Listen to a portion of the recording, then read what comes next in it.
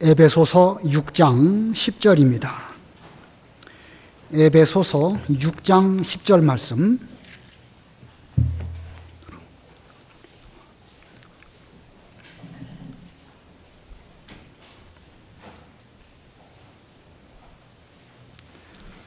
끝으로 너희가 주 안에서와 그 힘의 능력으로 강건하여지고 마귀의 간계를 능히 대적하기 위하여 하나님의 전신 갑주를 입으라.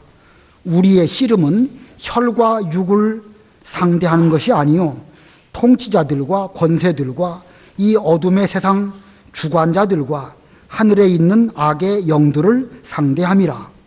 그러므로 하나님의 전신 갑주를 취하라.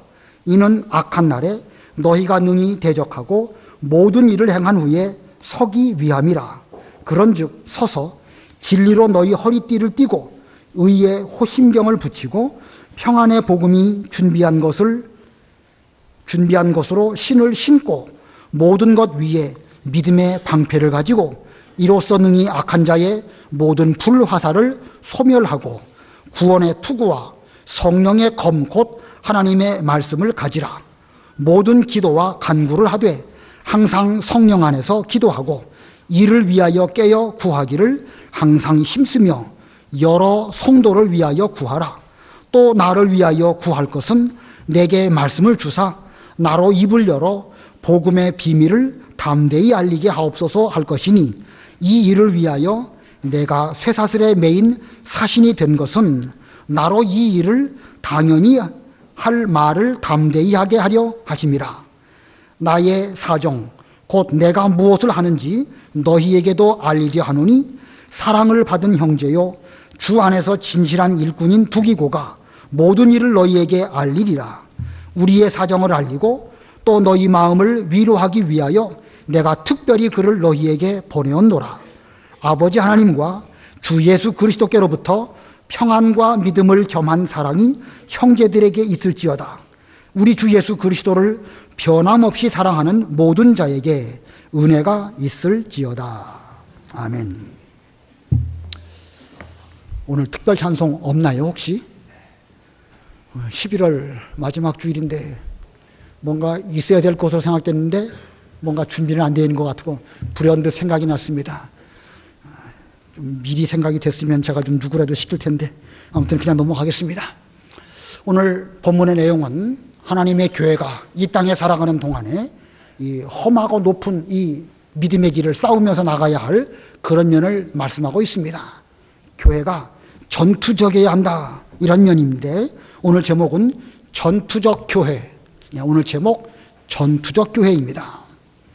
우리가 이 에베소서를 통해서 교회는 어떠해야 되는가 교회론을 배우고 있는 가운데 5장 6장에서 이 교회의 성도로 부르심을 받은 우리가 어떠한 의무가 있는지를 우리가 지난 시간까지 배웠습니다. 바울은 모든 성도에게 그리스도를 경외하는 가운데에서 피차 복종하라 라는 명령을 했습니다. 에베소 5장 21절 읽어보세요. 5장 21절 그리스도를 경외함으로 피차 복종하라. 우리 다 같이 합독하겠습니다. 5장 21절 시작. 그리스도를 경외함으로 피차 복종하라. 이쪽 화면에 또 안 나오네. 제 전면에는 화면에 안 나옵니다. 예. 그리스도를 경외함으로 피차 복종하라. 좀 피차 복종하기 위해서 지금 여러 경우를 들어서 말해야 하는데 아내와 남편 그리스도를 경외함으로 아내는 아내대로 남편은 남편대로 피차 복종하라고 말하였습니다. 남편은 그리스도를 본받아서 아내를 사랑하되 그리스도께서 아내를 사랑한 것처럼 사랑하고 아내는 교회가 그리스도에게 복종한 것 같이 그렇게 남편에게 복종하라는 것입니다. 피차 복종하는 것이죠. 남편에게만 그런 의무가 있는 것이 아니고 아내에게만 그런 의무가 있는 것이 아니라 피차 자기 위치에서 자기 사명을 잘 감당할 때에 그 부부가 하나님의 아름다운 교회가 될 것이다 이런 뜻입니다. 부모 자식 간에도 역시 마찬가지입니다. 자식들은 주 안에서 부모에게 순종하고 또 부모님에 대해서 공경할 때는 어떻게 공경해야 되는 거라고 그랬죠? 수요일 날 순종할 때는 주 안에서 공경할 때는 무조건. 수요일 안 나오니까 모르죠. 이런 거 시험에 내야 돼. 주 안에서 순종하고 또 공경할 때는 무조건이에요. 이게 자식들의 본분입니다. 그러면 거기에 대해서 부모의 역할은 또 무엇이죠? 자녀들을 어떻게 하지 말고 노엽게 하지 말고 주님의 교훈과 훈계로서 잘 양육하라는 거, 이게 부모의 역할입니다. 이렇게 자식은 자식대로 자기 역할을 잘하고 부모는 부모대로 자기 본분을 다하는데, 이것이 그리스도를 경외하는 가운데서 피차 복종할 때에 그 부모 자식 간에도 하나의 교회가 이루어진다. 성경은 그걸 말씀하고 있습니다. 자, 그 다음에 직장 생활할 때, 이게 성경 본문에는 종과 상전에 관한 말씀을 했는데, 오늘날로 말한다고 하면 윗사람과 아랫사람입니다. 윗사람과 아랫사람 서로 상대방에게 똑바로 하라고 말하기 전에 내가 먼저 주님을 경외하는 마음으로 복종하면 상대방 역시도 주님을 경외하는 가운데서 자기 역할을 잘할 것입니다. 자, 그러므로 이렇게 종과 상전, 윗사람과 아랫사람이 모여서 직장생활하는 이런 곳에서도 피차 그리스도를 잘 경외하는 가운데 자기 본분을 잘한다고 하면 거기가 또한 교회가 되는 것입니다. 그런 면에서 볼 때에 예수 믿는 성도가 아내와 남편, 부모와 자식, 윗사람과 아랫사람, 이런 관계로 사회생활을 실천하는 그런 곳에 간다고 하면 거기가 바로 교회가 되는 것입니다. 자, 지금까지의 사도 바울의 이와 같은 말씀들은 교회가 세상의 여러 가지 현실 속에서 그리스도를 경외하기 위하여 피차 복종함으로 부부간에나 부모 자식 간에나 직장생활이나 모든 것이 다 좋은 교회, 사랑과 복종이 풍성한 이런 좋은 교회가 될 것임이라고 말하였습니다. 그러다가 이제 오늘 본문에 이르러서는 교회라고 하면 세상의 죄악에 대해서 영적 전쟁을 하는 전투적인 교회가 되어야 된다라는 면을 말씀하고 있습니다. 전투적인 교회. 조직신학적으로 교회를 둘로 나누기도 합니다. 조직신학에서는 여러 관점이 있긴 하지만 그 가운데 이 교회를 볼 때에 지상에 있는 교회는 악과 더불어 끊임없이 싸워야 하는 전투적인 교회다, 이렇게 구별을 하고, 그리고 하늘나라에 가서는 그 교회는 승리한 교회이기 때문에 승리적인 교회다, 이렇게 나눕니다. 지상에서는 어떤 교회요? 전투적인 교회. 천상에서는 승리적인 교회가 되는 것입니다. 교회가 악과 더불어 싸우는데 승리하겠습니까? 실패하겠습니까? 반드시 승리합니다. 반드시 승리하고 천국에 들어가는 것입니다. 이스라엘 백성들이 애굽에서 종살이하고 광야길로 고생을 하긴 했지만, 그러나 그들에게는 하나님의 언약이 있기 때문에 비록 여러 가지 험악한 세월을 보낼 수밖에 없지만 하나님의 섭리는 반드시 이루어져서 가나안 천국에 반드시 들어갈 것인데, 그때의 승리적인 교회가 될 것입니다. 이 땅에 사는 동안에는 끊임없는 전투가 우리에게 이루어지지만 반드시 승리하고 천국에 입성한다, 그런 뜻입니다. 그러므로 우리도 이 교회 생활을 함에 있어서 이 양면을 잘 생각해야 됩니다. 교회 내면적인 면에서는 그리스도를 경외함으로 피차 복종하고, 우리의 외부적으로 죄와 세상에 대해서는 끊임없이 피 흘리기까지 싸우면서 승리를 향하여 계속 앞으로 나아가는 이런 교회가 되어야 됩니다. 어느 한 면으로 치우치면 안 되는 거예요. 한편으로는 그리스도를 경외함으로 피차 복종하고, 또 다른 면으로는 죄악과 더불어 계속해서 싸우면서 전진하는 이런 교회가 되어야 됩니다. 그런데 지나치게 전투적이 되어가지고 무조건 나와 다르면 정죄하고 나와 다르면 다투려고 하면 그건 지나친 그런 교회라고 할 수가 있고, 또 지나치게 사랑을 강조해서 죄도 덮어두고 화평만 강조한다고 하면 그건 올바른 교회라고 말할 수가 없습니다. 내면적으로 사랑과 은혜가 충만한 그런 교회가 되면서 동시에 외적 세상 죄에 대해서는 제대로 싸워서 승리하는 이런 교회가 되어야 할 것입니다. 자, 그러면 이 교회가 오늘 본문에 의거해서 이 죄와 더불어 제대로 싸워서 승리하기 위해서 무엇이 필요할까? 오늘 10절부터 20절까지 이 죄악에 대해서 이 교회의 의무가 무엇이냐? 네 가지를 말씀을 드리고 21절 이후는 시간 관계상 그냥 읽고 마치도록 하겠습니다. 그러니까 학생들에게 공과를 가르치실 때는 10절부터 20절까지 이 네 가지의 교회의 의무, 세상 죄악에 대해서 싸우기 위해서 교회가 구비해야 할 네 가지 의무, 이것만 말씀해 주시면 좋겠습니다. 자, 첫 번째, 우리가 이 전투적인 교회가 죄와 더불어 싸우기 위해서 첫 번째는요, 주 안에서 강건할 것입니다. 주 안에서 강건할 것. 10절 다 같이 합독합니다. 10절 시작. 끝으로 너희가 주 안에서와 그 힘의 능력으로 강건하여지고. 이제 바울이 지금까지 교회의 여러 가지 양상들을 쭉 말하는 가운데 이제 마지막으로 너희가 주 안에서와 그 힘의 능력으로 강건하여지고. 이 교회가 죄와 더불어 제대로 싸우기 위해서는 첫 번째로 강건해야 됩니다. 강하다, 강건하다, 이런 말씀의 뜻은 무슨 육신적으로 혹은 좋은 무기를 가지고 힘이 있어야 한다, 그런 뜻이 아니고 영적으로 강건해야 한다는 것을 의미하는 것입니다. 군인들도 무슨 무기도 중요하고 훈련도 중요하지만 가장 먼저는 용기 있고 전쟁이 일어나게 되면 뒤로 물러가지 아니하고 임전무태하는 이런 정신이 있어야 강한 군대가 될 수 있죠. 벌써 내면적으로 용기 있는 그런 군사라야 하는 것입니다. 우리가 신앙적으로도 우리 교회가 죄와 더불어 제대로 싸우기 위해서는 주 안에서 강건한 이런 교회가 되어야 됩니다. 자, 우리가 그렇게 강건하기 위해서 어떻게 해야 될까? 이 교회의 터는 예수 그리스도이십니다. 그리고 교회의 모퉁이돌 예수님이십니다. 그러므로 우리는 그 터 위에 서서 모퉁이돌이신 예수님을 의지해야 됩니다. 의지한다. 의지한다는 게 무슨 뜻이죠? 기댄다는 말입니다. 기댄다. 근데 기대는데 의지할 것을 제대로 의지하면 기대는 그 사람도 힘을 받지만 의지할 수 없는 거, 썩은 고목나무 같은 거, 그런 거 의지한다고 하면 그만 고목나무가 넘어질 때에 의지하는 그 당사자도 뒤로 자빠지게 될 수밖에 없습니다. 그러나 우리가 의지하는 모퉁이 돌이신 예수님은 어떤 분이신가요? 그분은 능력이 있어서 뱀 대가리를 깨뜨리시고 사망을 물리치고 부활하신 그런 그리스도이십니다. 그분이 바로 교회의 머리이시고 우리의 군대 장관이십니다. 그러므로 그를 의지하는 자는 그 힘의 능력으로 강건해집니다. 그분을 얼마만큼 의지하느냐, 의지하는 것만큼 그 힘이 우리에게 그대로 전해지게 되는 것입니다. 종이 조각, 우리 모두는 종이 조각 하나같이 바람이 불면 날아갈 수밖에 없습니다. 그리고 종이 조각이 벽에 든든히 붙어 있다고 하면, 그리고 그 벽이 튼튼한 벽이라고 하면 든든히 붙어 있는 한 아무리 강력한 태풍이 불어도 끄떡 없지요? 마찬가지입니다.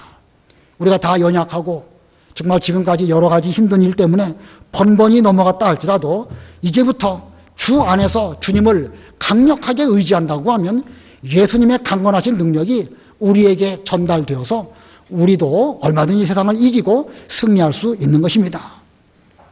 만일 우리가 강건하지 못하다, 제대로 의지하지 못한다, 믿기는 믿는데 제대로 의지하지 못하고 힘이 없다, 그렇다고 하면 우리 군대 장관이신 예수님께서 우리를 훈련시키셔서 강한 그리스도의 군대로 만드실 것입니다. 오전에 배운 말씀처럼 야곱은 험악한 세월을 살았지만 그 험악한 세월이 오히려 그로 하여금 하나님을 더욱 의지하게 만들고 자신에게 있는 여러 가지 인간적인 수단 방법을 다 내버리게 하셨기 때문에 그는 힘 있는 사람이 되었고 바로 왕도 축복하고 또 자신의 손자나 여러 아들들에게 복을 빌어줄 수 있는 그런 강력한 그런 하나님의 사람이 되었던 것입니다. 이스라엘 백성들 애굽에서 400년 종살이 하다가 겨우 그저 출애굽했을 때에 그들은 형편없는 약골이었습니다. 가데스 바네에서 12명의 정탐꾼이 가나안 땅 정탐하고 왔을 때에 12명 가운데 10명은 우리는 메뚜기처럼 약하기 때문에 들어가지 못합니다. 저 땅은 우리를 삼키는 땅이기 때문에 들어가면 우리는 죽을 수밖에 없습니다. 차라리 애굽으로 돌아갑시다. 이거 뭐 약해도 너무너무 약하죠? 이와 같이 형편없는 이스라엘 군대였지만 여호와께서는 그들을 광야 길로 회정하게 하시고 광야의 험악한 세월을 지나게 하셨을 때에 그들은 이제 그 가나안 땅 들어갈 때 파죽지세로 여러 그 원수들을 무찌르고 힘있게 들어가는 그런 군사가 되었습니다. 파죽지세가 뭔지 알죠? 예, 대나무가 쫙쫙 쪼개지듯이 적군을 물리치고 힘있게 들어가는 그 기세, 이것을 파죽지세라고 하는 것입니다. 오늘날 우리가 이스라엘 군대, 예수님의 군대로서 우리를 이끌어주시는 예수님의 지도를 잘 받는다고 하면 비록 우리 한 사람 한 사람들은 약골일지 몰라도 얼마든지 강하게 될 수 있습니다. 우리는 주 안에서 그렇기 때문에 강건할 수 있고 또 강건해야 됩니다. 의지하시기 바랍니다. 여러분이 의지하시는 것만큼 주님의 능력이 우리에게도 얼마든지 무한한 능력이 예수님 안에 있으니까 그 능력 힘입어서 강한 그리스도의 정병 다 되어야 되겠습니다. 그 다음에 두 번째로 전투적 교회로서 우리가 이 싸움에서 이기기 위한 두 번째, 마귀의 간계를 분별할 것입니다. 마귀의 간계를 분별할 것. 성도가 주님을 의지해서 강한 힘이 있다. 그 다음에는 분별해야 됩니다. 이 마귀의 간계, 사탄의 술책, 이걸 분별할 수 있어야 되는 것입니다. 본문 11절, 12절 읽어보세요. 11절 마귀의 관계를 능히 대적하기 위하여 하나님의 전신갑주를 입으라. 우리의 씨름은 혈과 육을 상대하는 것이 아니오 통치자들과 권세들과 이 어둠의 세상 주관자들과 하늘에 있는 악의 영들을 상대함이라. 예, 우리가 싸워야 할 상대는 사탄 마귀입니다. 사탄 마귀가 세상의 통치자들, 권세들, 어둠의 세상 주권자들 이런 것들을 동원해가지고 우리의 신앙에 손해를 끼치려고 여러 방법으로 이렇게 우리를 괴롭히고 있습니다. 그러므로 우리는 이 전쟁에 있어서 우리의 싸움의 대상이 누구인지 분별해야 하는 것입니다. 전쟁에서 중요한 것 중에 하나가 피아식별입니다. 적군인지 아군인지 이걸 분별해야 되는 것이죠. 실제 전쟁하다 보면 아군 총에 의해서 죽는 그런 사람의 경우가 아주 많습니다. 영적 전쟁에 있어서도 분별력이 그래서 중요한 것입니다. 우리가 화평하고 사랑해야 할 대상인지 아니면 맞서 싸워야 할 그런 대상인지 이거 분별해야 됩니다. 이거 분별 제대로 못하게 되면 같은 편끼리 서로 총질하고 칼질하다가 다 같이 쓰러질 수도 있습니다. 우리 예수님께서 제자들에게 물으셨습니다. 사람들은 나를 누구라고 하느냐? 어떤 사람은 예레미야, 어떤 사람은 이사야, 어떤 사람은 엘리야, 여러 가지로 말합니다. 그러면 너희는 나를 누구라고 하느냐? 그때 베드로가 말씀을 드립니다. 주님은 그리스도시고 살아계신 하나님의 아들입니다. 자, 이 베드로는 예수님을 정확하게 알았고 그 진리를 정확하게 말씀드렸습니다. 베드로가 참말로 좋은 제자였죠. 그래서 예수님께서 또 그 그리스도로서의 사명을 말씀하십니다. 그리스도로서 앞으로 예루살렘으로 올라가고 십자가를 지고 죽으셔야 할 것을 말씀하셨습니다. 자, 예수님께서 그 말씀, 그리스도의 사명을 말씀하시니까 베드로가 말합니다. 십자가를 멀리 하십시오. 그리하지 마십시오. 그래서는 안 됩니다. 라고 하면서 베드로가 예수님을 위하는 마음으로 그렇게 말했습니다. 인간적으로 베드로는 진심으로 예수님을 사랑해서 십자가를 멀리 하라고 예수님께 말씀을 드렸습니다. 그러나 예수님은 베드로를 향하여 크게 꾸짖으셨습니다. 사탄아, 너는 내 뒤로 물러가라. 너는 나를 넘어지게 하는 자로다. 예수님은 지금 베드로 이면에 있는 사탄의 관계를 분별하셨고 지금 사탄이 베드로 속에 들어가서 예수님을 위하는 척하면서 실제로는 예수님으로 하여금 그리스도의 사명을 감당하지 못하도록 넘어뜨리게 하려고 하는 그런 술책을 부리는 것을 분별하셨습니다. 그래서 예수님께서는 베드로를 향하여서 사탄아, 베드로가 사탄은 아니죠. 베드로는 좋은 제자입니다. 그러나 예수님께서 말씀하신 것은 베드로 속에 숨어있는 사탄을 보셨고 그 사탄을 향하여 사탄아 내 뒤로 물러가라 이렇게 말씀하셨습니다. 그리고 얼마 시간이 지났습니다. 사탄이 이제는 예수님을 공격하려고 하다 보니까 실패로 끝났는데 이제는 베드로 속으로 들어간 거예요. 그래서 사탄이 베드로를 밀 까부르듯이 까불어가지고 그 십자가 환란이 왔을 때에 베드로로 하여금 제자의 사명을 제대로 감당치 못하게 하려고 이런 그 술책을 부렸습니다. 베드로를 그냥 놔두게 되면 베드로의 신앙 상태가 깊은 웅덩이, 깊은 나락으로 떨어질 수밖에 없게 생겼습니다.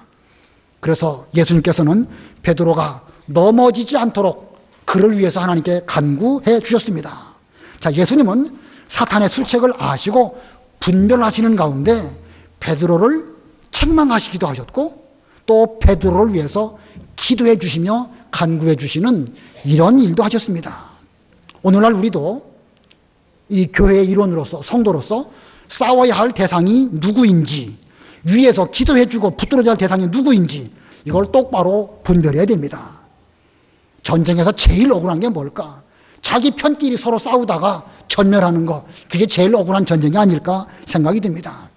기드온의 300명 용사가 다 각각 자기 자리에 서서 한편으로는 나팔을 불고 또 한편으로는 항아리를 깨뜨리고 그 횃불을 높이 들게 되었을 때 그 미디안 군사들이 자기들끼리 서로 치고받고 싸워가지고 상당히 많은 숫자들이 죽지 않았습니까? 이런 일들이 우리에게도 일어나지 말라는 법이 없습니다. 적을 분별한다고 하면 우리가 이길 수 있지만 우리가 분별하지 못하고 우리 같은 편끼리 서로 싸우고 다투고 분쟁한다고 하면 그 집안, 그 교회 제대로 설 수 없습니다. 적은 우리를 속이기 위해서 별의별 방법을 다 씁니다. 오늘 사자성어를 많이 말씀드린 것 같은데 고육지책이라는 말도 있죠. 고육지책. 상대방을 속이기 위해서요, 같은 편끼리 서로 이렇게 치는 거예요. 그럼 자기들끼리 서로 싸우는 줄 알고 이제 어떤 그 사람이 저쪽으로 가갖고 저 사람이 나를 쳤기 때문에 내가 당신에게 왔습니다 라고 말하는데 사실은 이쪽을 속이기 위해서 지들끼리 서로 일부러 친 거예요. 그 삼국지에 보면 적벽대전에 그런 게 나와요. 자, 이 고육지책. 사탄은요, 우리를 속이기 위해서요, 별의별 방법을 다 쓰는 것입니다. 자, 이렇든 저렇든 그 관계에 넘어가게 되면 넘어간 사람이 바보가 되는 것입니다. 이 시대에 우리가 분별력이 있느냐 없느냐. 지금 하나님의 교회, 기독교를 위해서 얼마나 많은 사탄 마귀의 술책이 많은지 모릅니다.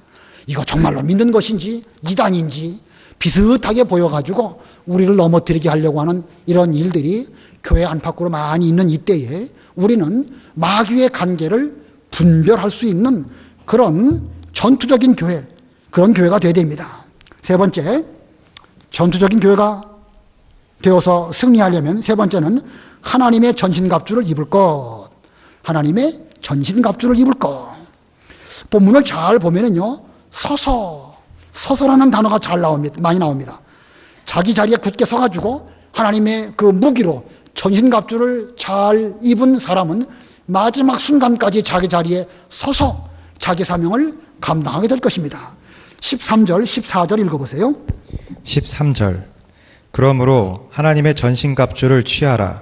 이는 악한 날에 너희가 능히 대적하고 모든 일을 행한 후에 서기 위함이라. 그런즉 서서 진리로 너희의 허리띠를 띠고 의의 호심경을 붙이고. 예, 하나님의 전신갑주를 잘 입어야 됩니다.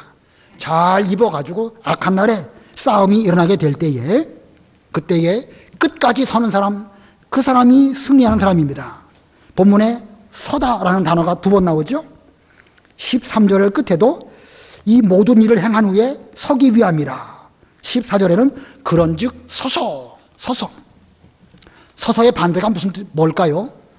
눕다, 널브러지다, 자빠진다, 자기 역할도 못하고 그냥 누워가지고 아무 일도 못하는 그런 상태. 그게 서서의 반대입니다. 하나님의 군대와 사탄의 군대 서로 진을 치고 있습니다. 오늘날로 말한다고 하면 이 교회의 요소에 여러분들이 자기 자리를 잘 지키면서 봉사하고 말씀 받고 은혜를 받고 신앙생활 잘하고 있는데 사탄이 그 교회를 한 번 확 휩쓸고 지나갔습니다. 그런데 끝까지 자기 자리에 서가지고 자기 하는 일을 잘 감당하고 은혜생활 내내 잘하고 그 교회에 기둥같이 서 있다고 하면 그 교회에 승리한 것입니다. 그런데 한 번 전쟁이 지나갔는데 서 있어야 할 사람들이 다 널브러지고 어디 가는지 없어지게 되고 자기 역할을 제대로 못한다고 하면 서 있지 못한 사람이고 그는 전쟁에서 큰 상처를 이긴 상태가 되고 마는 것입니다. 끝까지 서 있다고 하면 그 사람 이긴 사람이고 서 있는 편이 많은 사람 그 교회가 이깁니다. 우리가 그 체육대회 같은 거 할 때 그 자기 뒤에다가 하얀 풍선, 파란 풍선 다 그 발목에다가 붙잡고 그 풍선 터뜨리게 했었죠. 마지막에 가갖고 누가 이깁니까? 끝까지 서서 풍선을 안 터뜨리고 자기 자리에 잘 있는 사람, 그 사람이 서 있는 것입니다. 지금 시시때때로 이 땅 위에 있는 동안에 이 교회는 사탄과의 전쟁이 한 판씩 벌어지게 되는 것입니다. 그때에 자기 자리에 잘 서서 끝까지 역할을 잘 감당하고 하나님의 교회를 잘 섬기며 자기 위치를 잘 지키는 그런 사람이 있어야 그 교회는 서서 이 영적 전쟁에서 전투적인 좋은 교회가 되는 것입니다. 그러나 서 있지 못하고 큰 상처를 입고 그냥 후송된다든지 누워있다고 한다든지 그러면 그 참 심각한 상태가 아닐 수 없습니다. 이 영적 전쟁 단번에 끝나지 않습니다. 지상에 있는 한 교회는 계속 전투가 계속되어집니다. 그러나 그리스도의 군사로서 우리는 자기 자리에서 끝까지 서 있을 수 있도록 우리는 하나님의 전신갑주를 입어야 됩니다. 자, 하나님의 전신갑주가 무엇일까? 14절로 17절 읽어보세요. 14절 그런즉 서서 진리로 너희 허리띠를 띠고 의의 호심경을 붙이고 평안의 복음이 준비한 것으로 신을 신고 모든 것 위에 믿음의 방패를 가지고 이로써 능히 악한 자의 모든 불화살을 소멸하고 구원의 투구와 성령의 검 곧 하나님의 말씀을 가지라. 예, 여기 하나님의 전신갑주를 말하면서 물론 이것만 있는 것은 아니겠지만 본문 가운데서는 전신갑주로 6가지의 이 무장을 말하고 있습니다. 허리에 뭐를 띠고? 허리에는 진리의 띠를 띠고, 예, 허리에서부터 힘이 나오는 것입니다. 진리로 단단히 무장을 한 사람, 그 사람은 힘이 있습니다. 허리에는 진리의 띠를 띠고, 가슴에는 뭘 붙인다고 그랬죠? 의의 호심경. 참 이게 어려운 말 썼네요. 옛날 개혁성경에는 의의 흉배, 가슴에 붙이는 흉배인데 호심경, 호는 보호한다 라는 호자고 심은 심장, 가슴이죠. 호심경이니까 그런 거울, 그런 방패막이 이런 것입니다. 의의 호심경. 우리가 이 개혁개정 성경 보니까 이제부터는 용어를 의의 호심경이라는 말로 개념을 좀 바꿔서 이해하시면 좋겠습니다. 의롭다 하는 자신감입니다. 주님을 위해서라고 하면 뜨거운 열심을 가지고 내가 내 한 몸 바치겠습니다. 그런 의로운 마음, 의의 호심경. 가슴에는, 발에는 뭘 신고? 복음의 신. 신을 제대로 신어야 거침없이 갈 수 있습니다. 군화 아주 좋은 거 잘 신고 간다고 하면 뱀이 나오고 진흙창이 나와도 얼마든지 거침없이 갈 수 있습니다. 발에는 복음의 신. 그 다음에 한쪽 손에는 뭘 들어야 되겠죠? 의의 방패, 믿음의 방패. 아마 왼손이겠죠? 일반적으로 오른손잡이니까. 왼손에는 믿음의 방패. 머리에는 뭘 씁니까? 구원의 투구. 예, 머리에 쓴다는 것은 소망을 말하는 것입니다. 우리는 반드시 구원받는다. 예, 사탄 마귀가 강하다 할지라도 한 번 택한 백성 절대 버리시지 않고 반드시 구원받는다. 머리에는 구원의 투구. 그 다음에 오른손에는 성령의 검, 곧 하나님의 말씀. 이거 외워야 됩니다. 한번 해볼까요? 제일 먼저 허리에는 뭘 띠고? 진리의 띠를 띠고, 그 다음에 가슴에는 뭘 붙이고? 예, 의의 호심경을 붙이고, 발에는 뭘 신고? 복음의 신을 신고, 왼손에는 뭘 들고? 믿음의 방패를 들고, 머리에는 뭘 쓰고? 구원의 투구를 쓰고, 오른손에는 뭘 들고? 성령의 검, 곧 하나님의 말씀. 다시 한번 해볼까요? 허리에는 뭘 띠고? 진리의 띠. 그 다음에 가슴에는 의의 호심경. 그 다음에 발에는 뭘 신고? 복음의 신. 또 왼손에는 믿음의 방패, 머리에는 구원의 투구, 오른손에는 성령의 검. 우리의 전신갑주 조금도 빈틈이 없어야 됩니다. 왜냐하면 이 전쟁이라는 것은 죽이고 죽는 것이죠.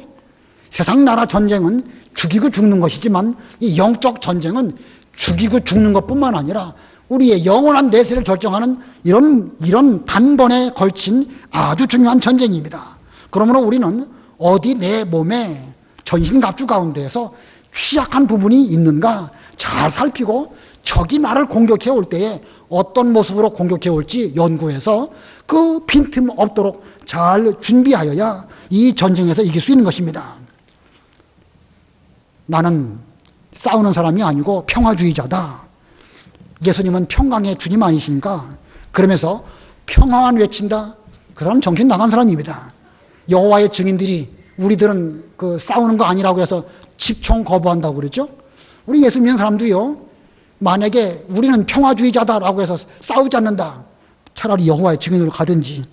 죄송합니다. 그런 말은 그런 뜻은 아니니까. 아무튼 간에 성경에는요, 평화하라는 말씀도 있지만 싸우라는 말씀도 있는 거예요. 지금 전투적인 교회를 말씀하고 있지 않습니까? 이런 가운데에서 뭐 총 안 잡는다, 안 싸운다, 평화주의자다, 그건 정신 나간 것입니다. 우리는 반드시 싸워서 이겨야 되는 것입니다. 자, 여러 가지 하나님의 전신갑주를 잘 입었다. 전신갑주를 잘 입은 다음에는 서로 협력해야 됩니다. 딱 두 사람이 남았다. 우리 아군이 두 사람이다. 그럼 어떻게 싸우게 되죠? 서로 등을 마주, 그렇죠. 등 마주대고 이쪽에서 오는 적은 이쪽에서 상대하고 저쪽에서 오는 적은 이쪽에서 상대한다고 하면 이길 수 있습니다.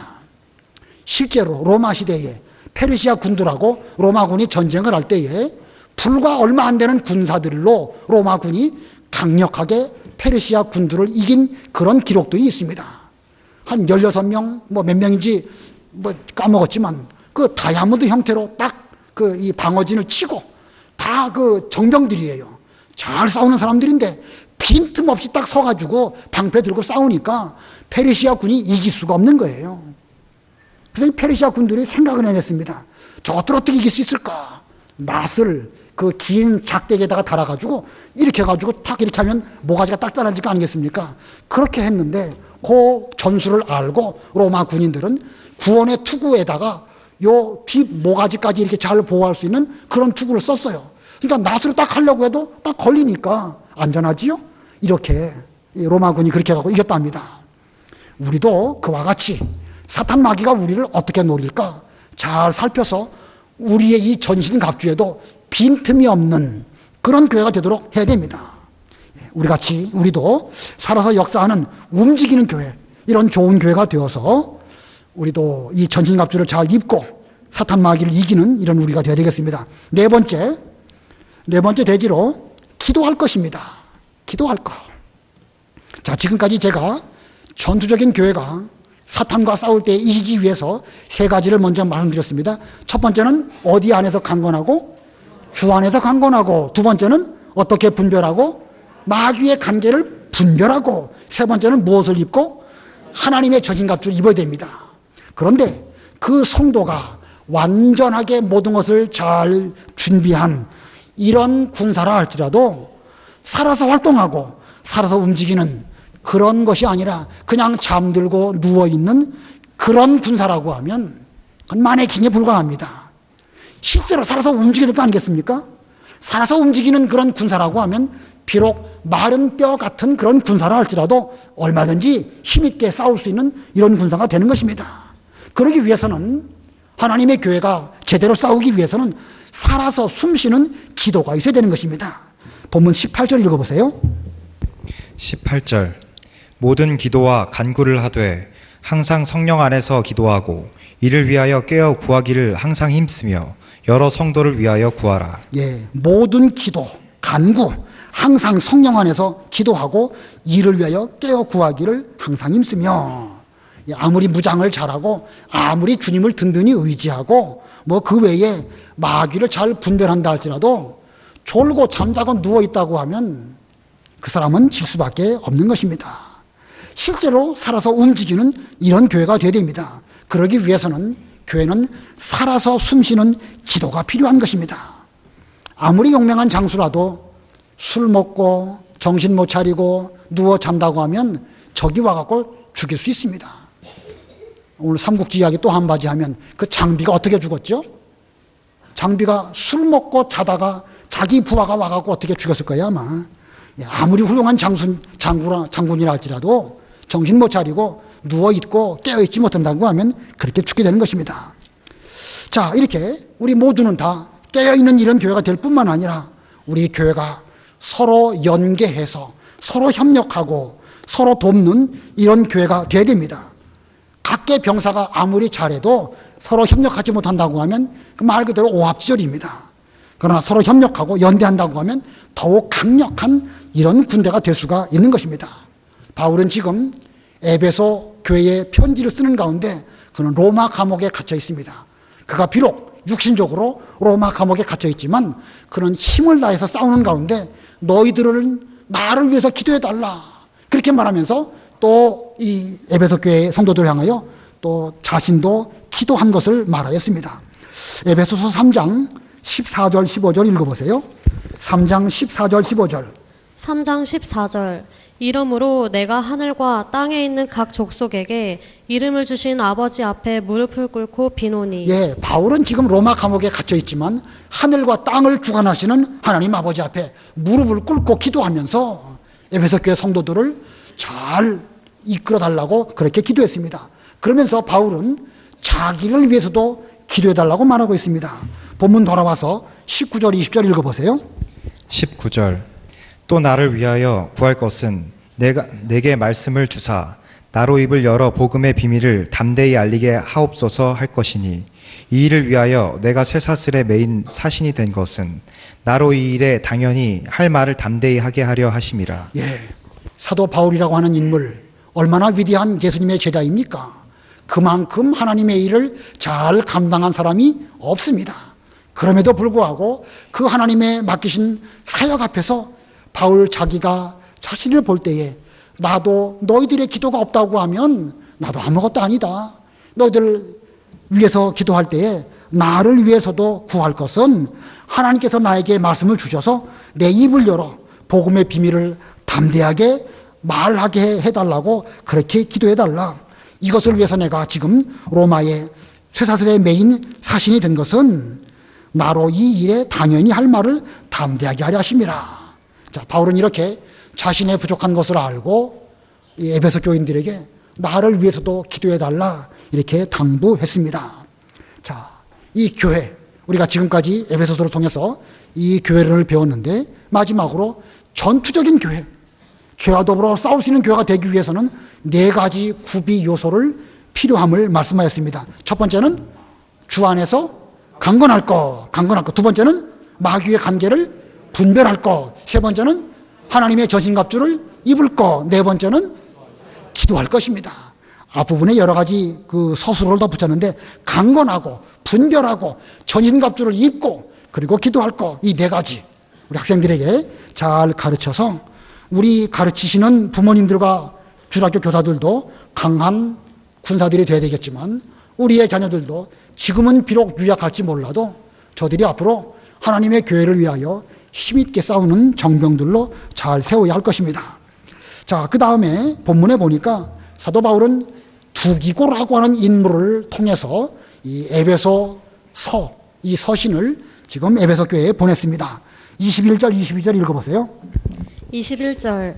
나의 사정 곧 내가 무엇을 하는지 너희에게도 알리려 하노니 사랑을 받는 형제요 주 안에서 진실한 일꾼인 두기고가 모든 일을 너희에게 알리리라.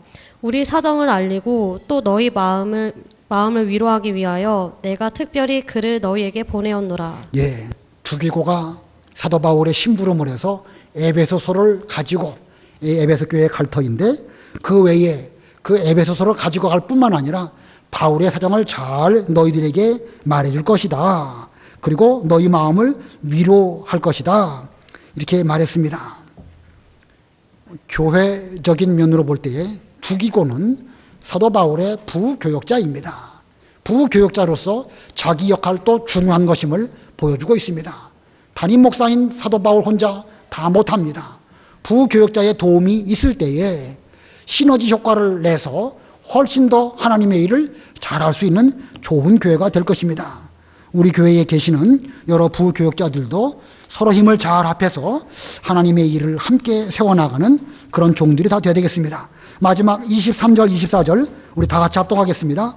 23, 24 시작.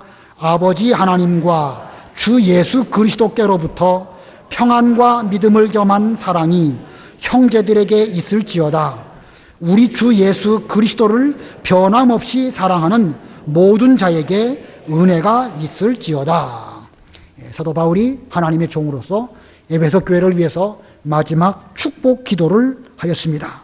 이와 같은 축복이 여러분에게도 우리 교회에도 그리고 우리 이 말씀을 듣는 우리 자녀들에게도 잘 임하여서 하나님의 교회를 함께 잘 세워나가는 정말로 아름다운 우리 명륜교회 되기를 진심으로 바랍니다. 기도하시겠습니다.